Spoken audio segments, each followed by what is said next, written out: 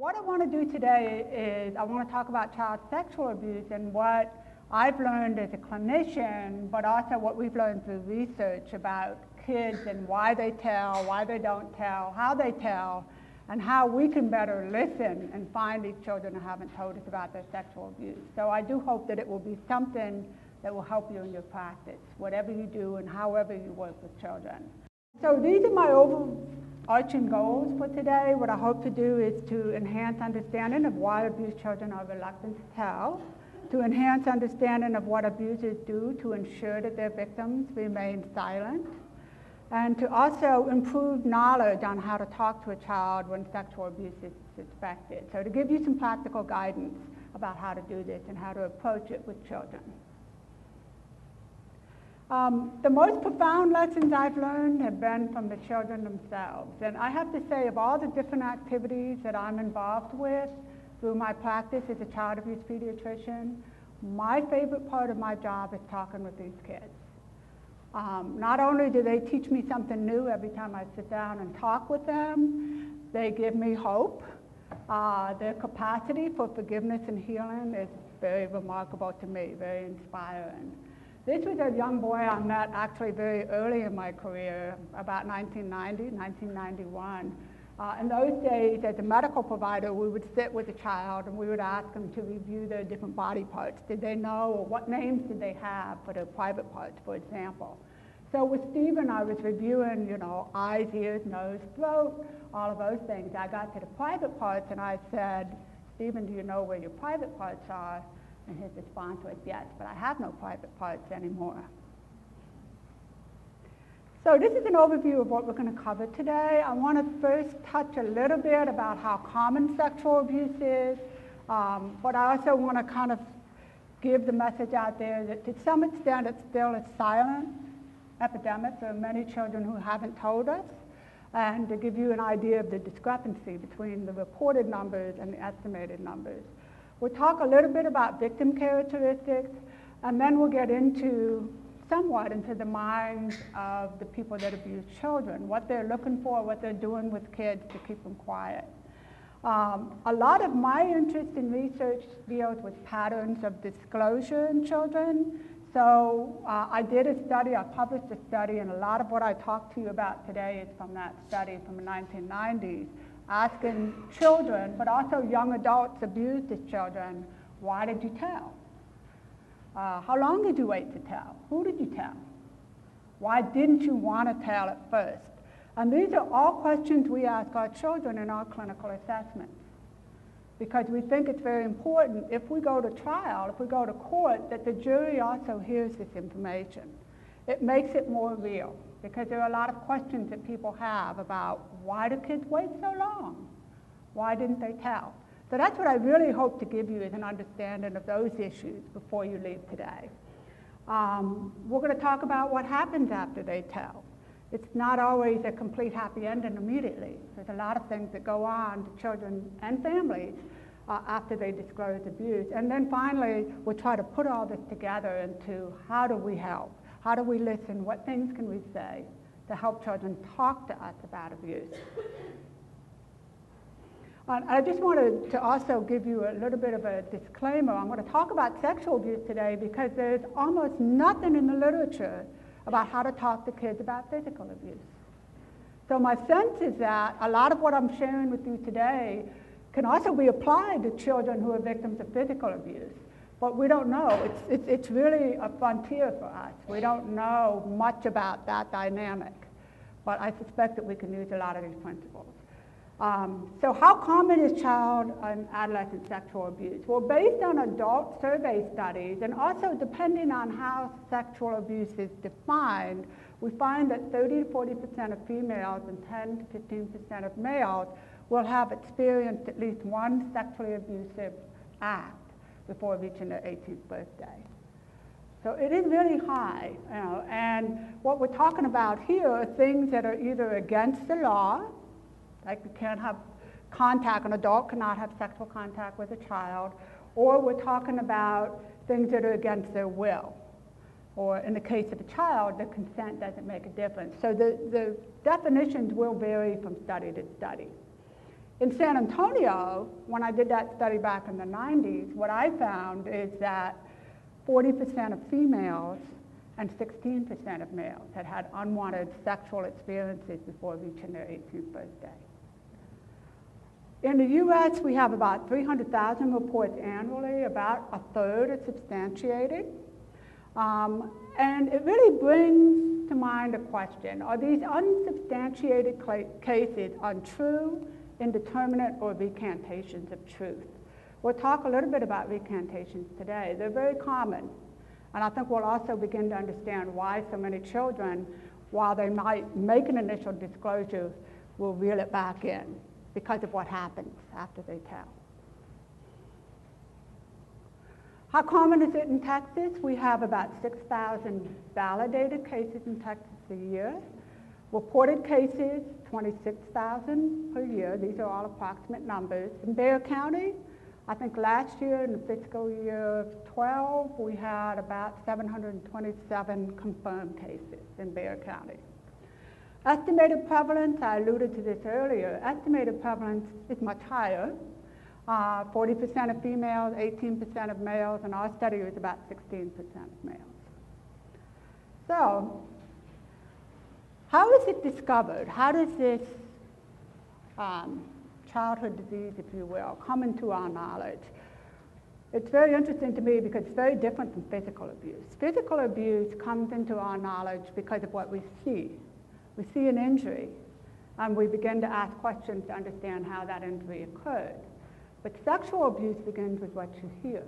It begins with the child telling someone that someone has touched them or done something to them sexually or was abusive. So more than 90% of the time, we find out, we being CPS, the community, the friend of the child, find out because that child tells us that something's happened to them. That's 90% or more. Somebody walks in on it or witnesses sexual abuse, that's pretty rare. The perpetrator confesses before the child tells, that's also very, very rare. And also rare is a physician diagnoses sexual abuse because based on the exam findings of trauma or signs of a sexually transmitted infection. That's very rare. A lot of physicians don't look. So it's probably, it's rare. We don't know if it's because the injury's not there, which is true. Most exams are normal. 90% of them will be normal exams, or whether they're just not looking. So it's probably a combination of both. I just want to make a comment about someone witnesses to sexual abuse. That's becoming a little more common for me as a clinician recently, because what I'm seeing today in 2013 that I wasn't seeing 10 to 15 years ago is a lot more child-on-child abuse in the home. And I see some nods in the audience. I think you're hearing about it. You're seeing these kids too. Well, for example, it's not, I would say 30 to 40% of our cases each week involve a child who's 11, 12, 13, 14, sexually abusing a 8, 6, 5, 4-year-old in the home. In the home. And these might be biologic siblings, might be step siblings, half siblings. That is much more prevalent, at least in my experience today. Very concerning behavior, and very difficult for families to handle. So what are the characteristics of child sexual abuse? So it's just kind of a broad overview of what it looks like. The average age is around 8 to 9 years, so much older than other types of abuse, much older than neglect, for example, or physical abuse. Females are more commonly victims than males, about 80% of females. Most of the time it's somebody in the home. The other 40% of the time it's somebody that the child knows well or is expected to trust, but maybe not right in the home. So very few are actually stranger perpetrators, very few of them. A lot of teenagers are meeting people online, and they're sort of virtual strangers, but we're not counting those all as strangers, but that's another type of abuse. Types of sexual contact, more than half would suffer more severe types, that is what I would call penetration as opposed to just touching. Patterns of initiation and progression of abuse. So it's a gradual type of abuse. It tends to begin with fondling, but then it progresses to more intrusive acts of abuse. That's a typical type of pattern. Re-victimization rates are high. The typical pattern that I was finding in my research and my experience is an 8 or 9-year-old child sexually abused by a family member, and then when they become teenagers, they're sexually assaulted by a peer. So there is a pattern there. We do see that re-victimization. So when I say re-victimization in this slide, I don't mean the same abuse starting again. I mean one separate discrete abuse followed by another separate discrete abuse later in their childhood. A lot of times when I'm talking with kids and they're describing sexual abuse that happens in their bedroom at night, it's not uncommon for me to hear them say, I was asleep when it happened, or I pretended to be asleep when it happened. When you think about this, it makes a lot of sense because our body has 3 basic responses to a severe threat: fight, flight, or freeze. And these kids, most of the time, are freezing. It feels safer. If you think about it, if you're 8 years old and somebody you know and love comes into your room at night, sits on your bed, and then the unspeakable acts begin, it feels the safest to just hold still because it'll probably be over quicker, and maybe they won't be as likely to get hurt. It's just something about that situation. That's the most common response I hear. So it's not uncommon for kids to say to me, I pretended I was asleep. Now, sometimes they say I was asleep when it happened because they don't want to talk about it. And that's like a brick wall they're putting up. So I have different techniques I use to try to encourage those kids to tell me what happened. Other children may protest, but are silenced with threats or manipulated into accommodating the abuse. So sometimes children will jump out of bed or they'll do something to try to stop or distract the abuser, but oftentimes that's not effective. The abuse continues after that. So sometimes we see that response. It's very common for abusers to say, don't tell. We'll talk about that. What do they say to children that keeps them quiet? So they threaten them to remain silent about the abuse. Or the accommodating the abuse is another response that victims may have. And I think that is captured very, very well in a very classic, old but good article called The Child Sexual Abuse Accommodation Syndrome. I don't know if you've read that, but if you have an interest in the field, I consider it one of the benchmark articles. It's written in 1983. But it really is very well written, and it describes the dynamic involved with a female child and a family member, adult male family member in the home. What goes on with that situation? And the 5 processes that it describes very well are secrecy, helplessness, accommodation, delayed and unconvincing disclosure, and in many cases, recantation. And those of you who have talked with kids that were sexually abused have probably seen this happen. The secrecy is don't tell. And it might be explicit. And it might be very explicit. Don't tell or I'll hurt your mom. Very explicit. Or simply don't tell. Or just implicit. It doesn't have to be explicit. But there is an element of secrecy that begins. It's at the beginning of the abuse. Then there's the helplessness. Well, think about it. If you're a child and you see this person every day or very often, and you're 8 years old, it's not like you can get in a car and drive away. You have to learn to live with it. You have to learn to live with it. And kids will do that in a lot of different ways that we'll talk about. One way is accommodation. I have to keep it quiet. I can't do anything about it, so I might as well get used to it. And this is why we hear, a lot of times, we hear about horrendous sexual abuse going on for years at home, and an A student, very bright child at school. They're very good at dissociating, keeping this part over here and having a whole different separate life where they're very well adjusted. Okay, and that's actually a very effective coping mechanism. Very effective, because they've learned to separate it and keep it that way. Delayed and unconvincing disclosure. Many times children don't tell you everything right up front, and they're not even clear about what happened. They might start a statement like, what if I told you that my friend at school said her daddy is doing stuff to her? What do you think? You know, what are they doing there? What they're doing is they're testing the waters. How are you going to react to that hypothetical situation? Because that's going to help me decide whether I can tell you about me. It's a way of testing the waters. And then for many children, recantation is the final stage of this syndrome. Dr. Summit was very clear. He didn't intend this as an all or none syndrome.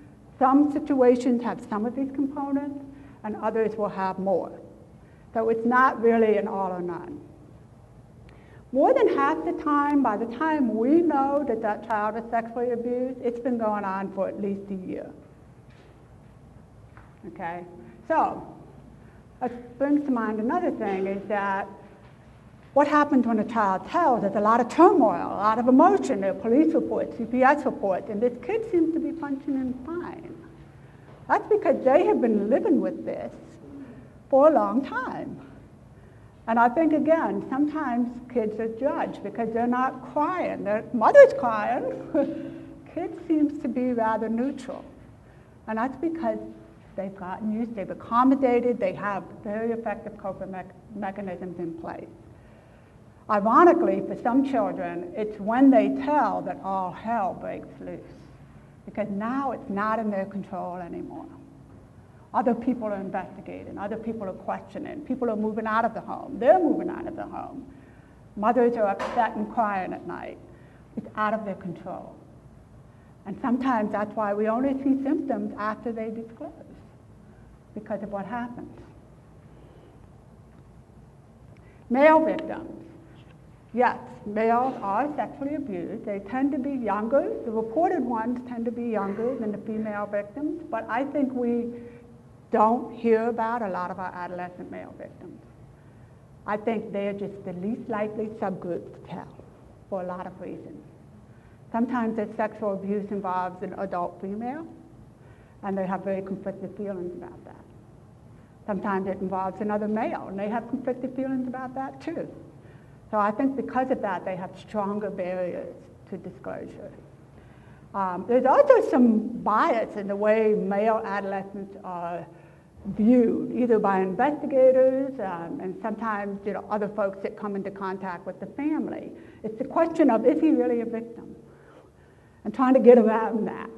And I think folks, so the response, even from those outside the family, is sometimes not fully supportive and can cause quite a lot of distress for our male victims. Males are very important to try to identify and to provide interventions for, because of course they are at greater risk for becoming sex offenders later.